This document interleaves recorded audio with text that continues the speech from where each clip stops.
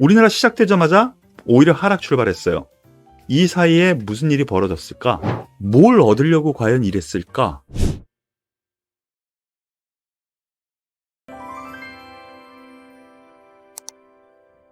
안녕하세요. 고품격 주식스타 이소구입니다. 오늘 상당히 의외고 놀랄 일이 벌어졌었습니다.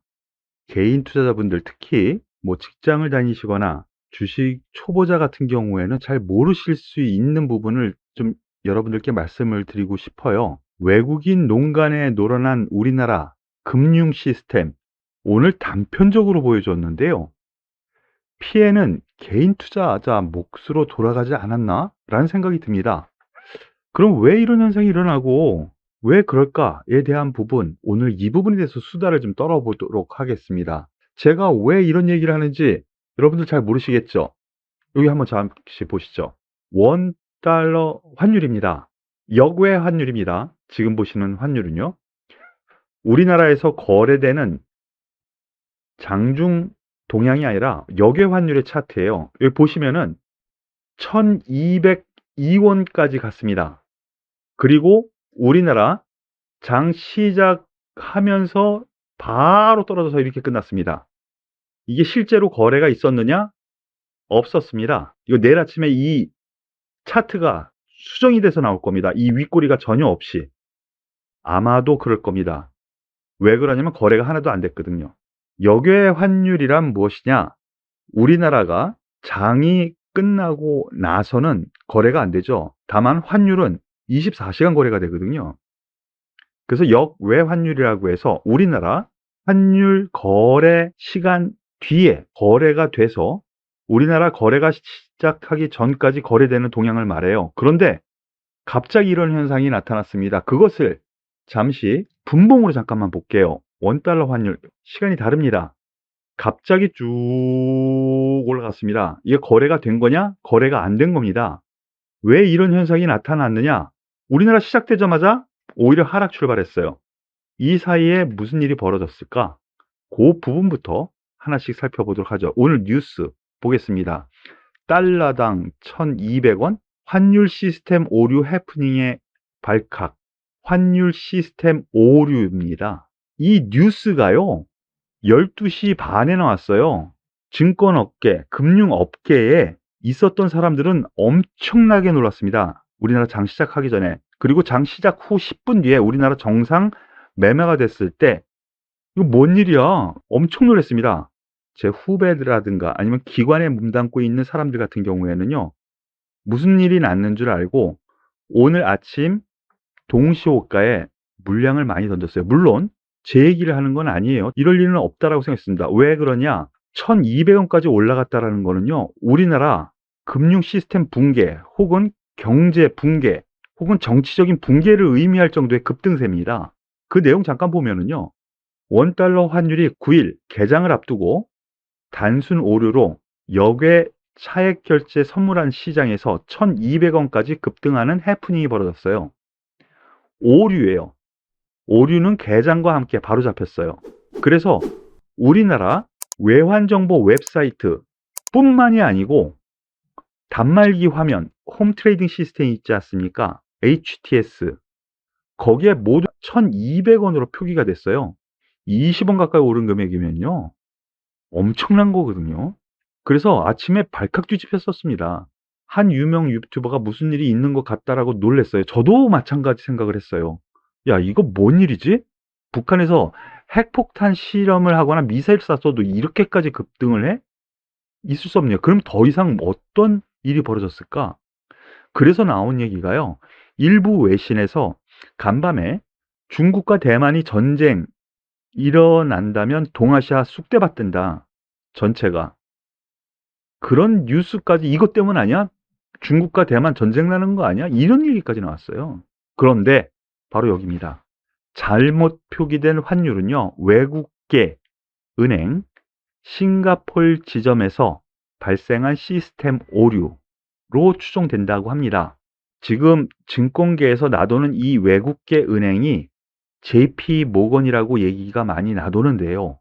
안 좋은 숏, 공매도 이미 쳐놓고 매도 의견 저 밑바닥에 반토막 나는 가격에다가 갖다 놓고 레포트 쓰는 데가 JP모간이었던 거 혹시 기억하십니까? 그래서 아침에 저 VIP 회원 방송하면서요. 딱 우리나라 장 출발하면서 정상 출발하는 거 보고 욕을 했어요. 18 이런 일이 저 욕을 잘 안 하는데도 불구하고 더군다나 완전 장난이었던 거라고 저는 생각이 됩니다. 과거 2000년대 초반에요. 도이치뱅크에서 선물 옵션 시장에서 수익을 내려고요. 동시호가에서 삼성전자 가지고 엄청나게 장난한 적이 있거든요. 그래서 우리나라에서 퇴출까지 됐어요. 우리나라 정부 뭐 하는 겁니까? 우리나라에서 생긴 일이 아니고 외환, 역외 환율에서 나타난 거기 때문에 제재를 가지는 못할 것 같은데 뭘 얻으려고 과연 이랬을까? 라는 생각을 할 수밖에 없습니다.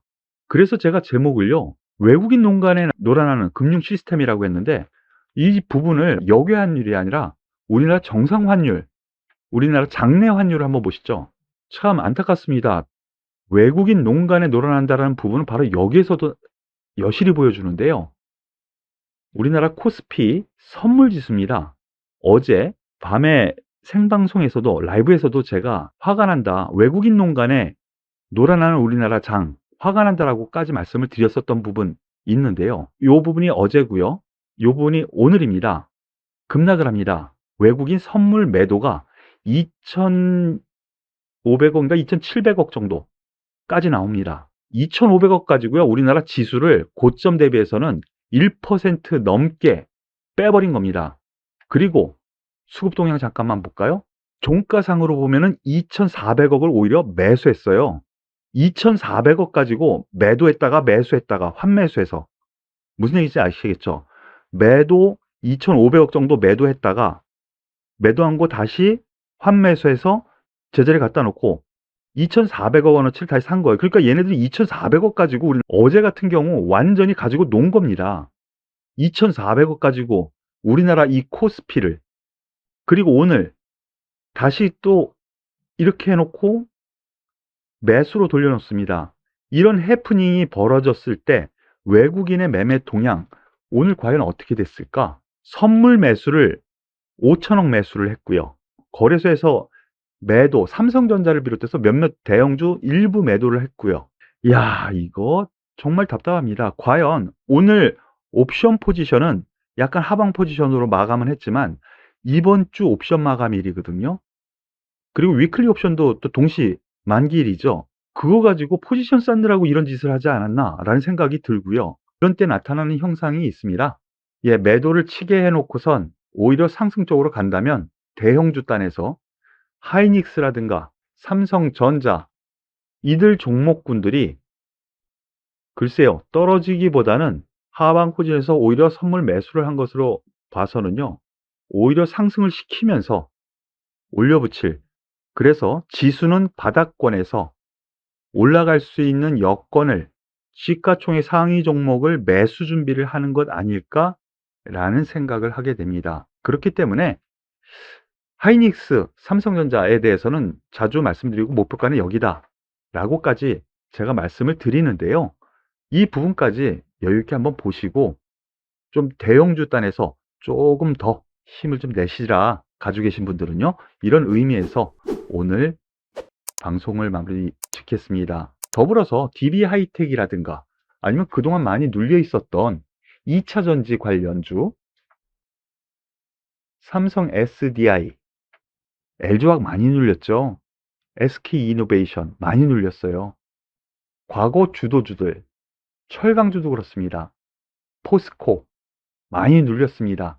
현대제철, 그리고 동국제강 이런 철강주 어느 정도 지수가 끌어올려지면서 이러한 업종 대표주들 그동안 소외됐었던 이런 시가총액 상위 종목들이 올라갈 가능성도 염두에 둬야 되지 않는가에 대해서 저는 예측을 좀 해보겠습니다. 주린이 여러분들께서는 겪지 못하셨고 이게 왜 이렇게 나타났어? 이런 현상이 궁금해 하실까봐 말씀을 드리는 거니까요.